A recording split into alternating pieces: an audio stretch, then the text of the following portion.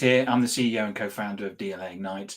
With me today, I've got Rob Dwyer, and we're going to be talking about we're going to be talking about AI and call centers. So, how do we empower people and call centers with AI? Rob, before we get into that and get into the detail, where can people find you? Well, you can find me all over LinkedIn, and you can also find me at our website, happyto.com, HAPPITU.com. And you're very busy on LinkedIn, so I know that people can find you. I'll open up with a controversial question. Surely we're just going to replace all call centers with AI anyway. I mean, is that a question? You didn't pose it like a question, but I think there are people absolutely who are in that camp who are maybe working toward that. And I firmly believe that that is not going to be the case.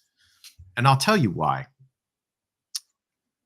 Everyone thought that ATMs were going to replace bank tellers decades ago, and they And haven't. crypto was going to replace money. Absolutely. What ends up happening is certain tasks, absolutely. Like if I just need quick cash, yes, I'm just going to go to the ATM. But there are all kinds of reasons that I still go to a traditional bank. It could be the limits placed on an ATM. So for instance, my ATM, if I need to give more than $600, it won't let me. It has a daily limit. I need to go to the bank. The bank doesn't, like, if I walk into the bank and say, hey, I need $3,000 out of my checking account, and I actually have $3,000, they'll give it to me. So there is still a place for humans in contact centers. It's just going to take certain tasks away from them, which is okay. And quite honestly, if you ask the average contact center agent, they would probably tell you there are certain things I prefer not to deal with anyway. So, contact center agents not going away. So, how is AI reshaping the traditional call center landscape? There are loads of ways, and I think it's important to clarify what we mean when we say AI. There are different kinds of AI out there. Most people today are thinking about generative AI. That is the hot topic. It's what OpenAI has made a popular topic in the general populace, not just people who are data nerds and machine learning scientists. What I do think is that how we train, how we support agents, and how we evaluate agents, all of those things are going to have a flavor of AI introduced into them, and it will make things much more efficient in the contact center.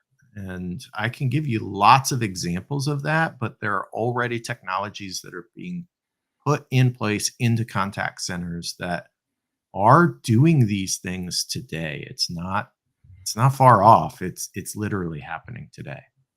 So, for example, when I contact my mobile or cell phone company, most of the things that I deal with now are dealt with by chatbot. Yeah, absolutely. But there are certain things where I do need to talk to a human. Recently, FedEx were delivering a parcel to me, and not through their fault, they delivered it to the wrong address, and they put me towards a chatbot, and the chatbot couldn't work it out. Right. I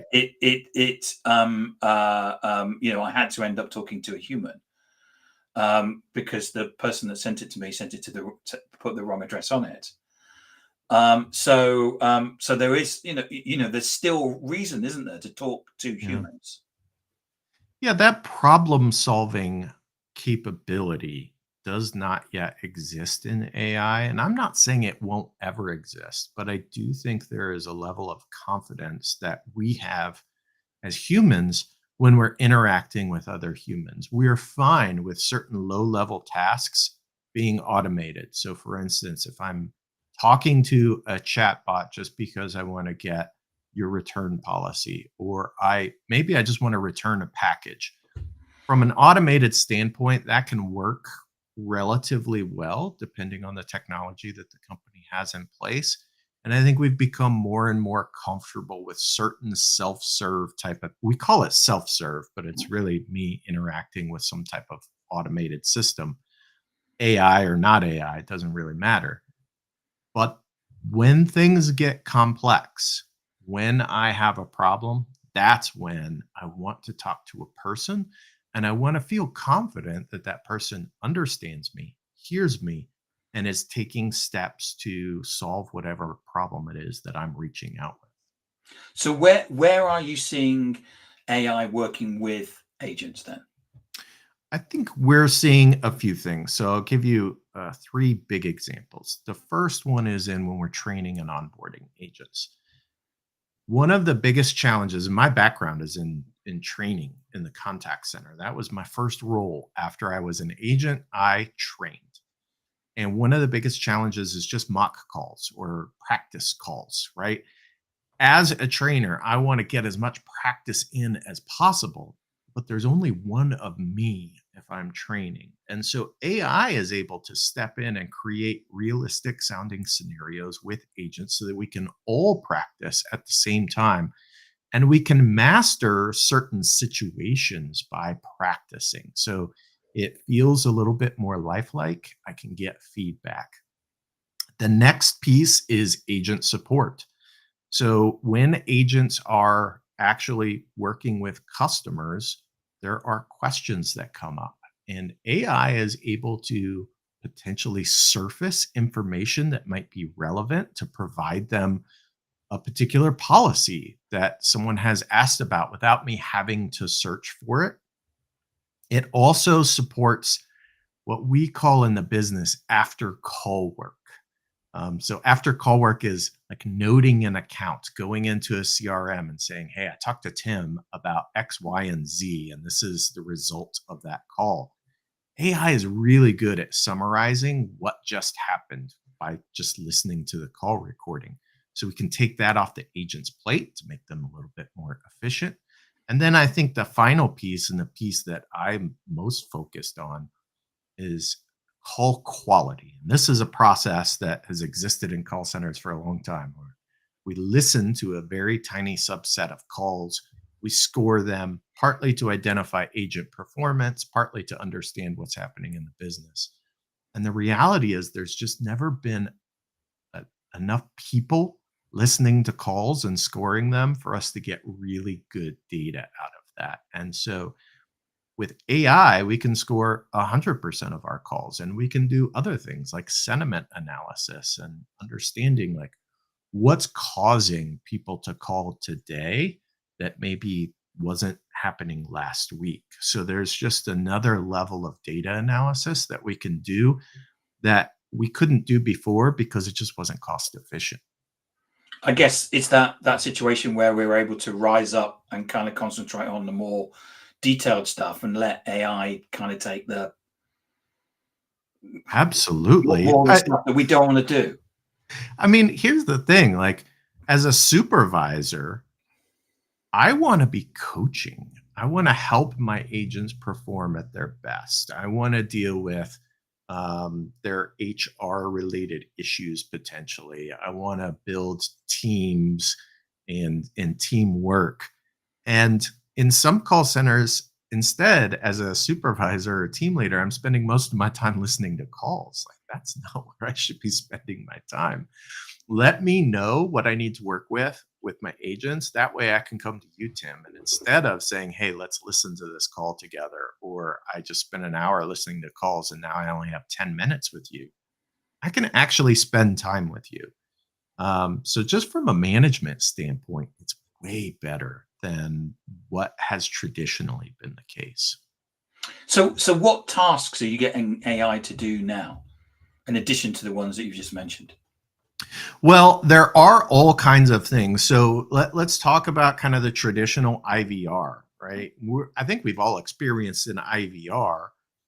That's where you ring IVRs, up and you go, press 3 for this and press yeah, 2 for absolutely. service. Yeah. Yeah. That is not the best experience. That experience is becoming a little bit better in that I can have things be a little bit more natural language. That's always been the challenge with the IVR is you use natural language and the IVR says, "I'm sorry, I didn't get that. Can Yeah, you I'm repeat whenever they ask me, what do you want? I always like freeze and go, what do I want? What do I want? it?" So it's becoming a little bit easier there. And when we talk about the chatbots, for instance, right? The chatbot experience for most people has been a bad experience because it's much like the IVR. You ask it a question, and the answer that you get back is either a non sequitur or it says, I didn't I understand go this. to the website. No, no, no, no. Right. I went to the website. It's right. And so, what we can do now is we can provide a better chatbot experience. The challenge lies, and this is important because we haven't solved all the challenges. The challenge lies in that by using generative AI, the chatbot can, if you're not careful with it, it can go a little bit off the rails, and so it could provide you information that is not accurate. And we've seen this in the wild with companies where a chatbot has given out bad information. There was something recently, wasn't there, where there was an airline and the Mhm. person wanted a what they called a bereavement flight, Yeah. and the chat bot agreed to it, and then a human came along and said, "No, you can't have it." Yeah, absolutely. That happened with a Canadian airline. That They was it. actually they took it to court and Mm, lost. yeah. And so I think companies need to be strategic about how they deploy those kinds of things from a self-service perspective. And there are techniques that you can use to get better results out of that. But in my mind, those customer facing applications have innately more danger associated with them from a business perspective because humans are humans, right? We're unpredictable. Sometimes we just like to break things for whatever reason. Just we just want to try, right? Yeah. Can I do it? Let me see if I Yeah. can do it. Let me see if I can get this chatbot to say something that it Absolutely. shouldn't. Yeah. I mean, the first thing that anyone tries to do when with OpenAI was, will you take over the world, or asking something like that. It was the first question that people asked, wasn't Right. I don't know why we do that, but we do it. And that's not a secret. So when you do things with AI that are in a more controlled environment, like supporting an agent to give them information that they then can parse and pass on, you're operating from a much safer perspective.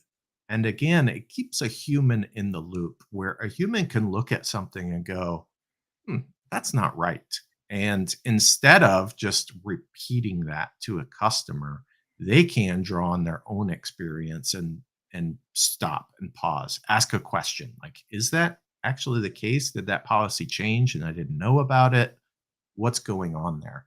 So there's definitely, I think, for companies, a safety factor when it comes to keeping agents in the loop and communicating with their customers. it? Yeah. So, what do you see are the challenges? I mean, well, we just talked about one, which is just this potential for AI to go off the rails, right? That is a challenge, and it's a challenge that still needs to be solved. I think the other challenge that needs to be solved or needs to be thought about is really the energy and the compute power that some of these AI processes take. And sometimes I think we are using the wrong tool for a particular solution. So, for instance, if I just need to cut off a tiny little branch off of a tree, like it's that time of year, I'm going to have to do some tree trimming, right? I can use a chainsaw or I can use a little handsaw. And sometimes a chainsaw is necessary because I've got a really big problem to tackle, a really large branch. And sometimes I can just use a little handsaw that I don't need to use the chainsaw. And I think we see that with AI where we're trying to do really incredibly simple things and we're using this really complex and energy intensive tool. And so there's a balance to be had there where we can identify when does it make sense to use this and when can we use something that's lower tech that's going to accomplish the exact same results. I think there's a saying, isn't there, that if you have a hammer, everything is a nail. Exactly. And I think, quite often what we're trying to do is we see AI as the answer, and then we're basically, so what's the question, rather than Yeah. what are we trying to do from a business perspective. Yeah, that is absolutely the first thing I encourage business leaders to look at is what problem are you trying to solve? And then let's talk about what tools are available and which tool is going to make the most sense. Because if you are just adopting AI to adopt AI, then you are going to try and throw it at all kinds of potentially different problems or things that aren't even necessarily problems. And it's just a waste of resources. Like, why are we doing So I know that you're big into Lego, Rob, and we can see that from the Lego You behind you. can. So if you had a Lego crystal ball Mm. that you could look into and look into the future, what do you think you'd be seeing? I think I would be seeing more money flowing out of my bank account and into Lego's coffers. That's what I think I would see. I try not to, Tim. I try not to make predictions, and I'll tell you why. We as humans are horrible at making predictions because it's just what history has shown us. But here's what I will predict. We are going to see more and more applications of AI, and we will find out which ones work, which ones don't work. And AI will become a part of our everyday lives. It's just a matter of how much and do we like it as consumers? And I think the applications where we don't like it are going to be where businesses pull back and say, well, okay, let's not do that because it's not increasing customer experience, it's not driving revenue, so why are we doing it? I think that I was at an event last week, and I think what a lot of people were kind of saying was that they were getting from their leaders, people were saying, what are we doing about AI? And they're going, well, we're not doing anything. Well, why not? Yeah. Shouldn't we be doing, and it's like, well, it's like, which is going back to the AI for AI's sake. Mhm. There needs to be a business case for it. So what advice would you give to call center leaders about AI, the future, and what they should be doing about it?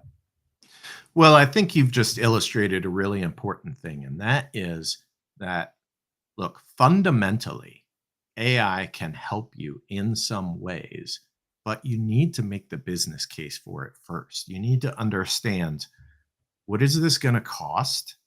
How is it improving our customer experience, our agent experience, our business results? And make a calculated decision based off of that. And in some cases, you might say, you know what, that technology, while I love it, it doesn't actually make business sense based off of the cost or the implementation timeline or the scale of my business. It just might not make any sense for you. There may be smaller, less expensive solutions that can get you part of the way where you want to go that do make sense for your business. And I've talked to some business leaders that just say, you know what? I've really analyzed this. And in my world, it doesn't make sense. And I'm not going to pursue it just yet. And I'm absolutely on board with that. I don't think it is right for everyone in every business.